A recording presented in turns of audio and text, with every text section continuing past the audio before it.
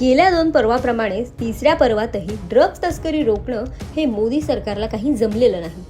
एकीकडे भारतात 1 ग्रॅम ड्रग्जही येऊ न देण्याचं आश्वासन देशाचे गृहमंत्री अमित शाह करत असले तरी देशात मात्र मोठ्या प्रमाणावर ड्रग्जची तस्करी होत असल्याचं 100 दिवसातील मोठ्या ड्रग तस्करीमधून स्पष्ट होत आहे. 26 जून 2024 मुंबईच्या विविध भागातून 60 कोटी रुपयांचे मेफेड्रोन जप्त.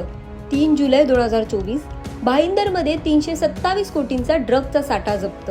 29 जुलै 2024 अहमदाबादमध्ये 2 निर्यात कंटेनरमधून 110 कोटींचं ड्रग जप्त. 5 आणि 6 ऑगस्ट 2024 महाराष्ट्र आणि गुजरातमधील 2 औषध उत्पादन युनिटमधून 831 कोटींचे ड्रग जप्त. एकट्या पुणे शहरात 7 महिन्यात 3,676 कोटी 14,90,470 रुपयांचे अंमली पदार्थ पोलिसांनी जप्त केले. विद्येचं माहेरघरच महाराष्ट्रात ड्रग्ज कॅपिटल झालं आहे. मुख्य बाब म्हणजे यापैकी बऱ्याच ड्रग तस्करींचे संबंध हे आंतरराष्ट्रीय गुन्हेगारीशी असून ड्रग तस्करांना कायद्याचा कुठलाच धाक राहिलेला नाही. हेच वाढत्या ड्रग्ज प्रकरणातून स्पष्ट होतं. त्यामुळे महाराष्ट्रातील युवकांना ड्रग्जच्या आहारी जाण्यापासून रोखायचं असेल तर कायदा सुव्यवस्था वाऱ्यावर टाकणाऱ्या महायुती सरकारला सत्तेत येण्यापासून रोखणं हेच आपलं आद्य कर्तव्य आहे.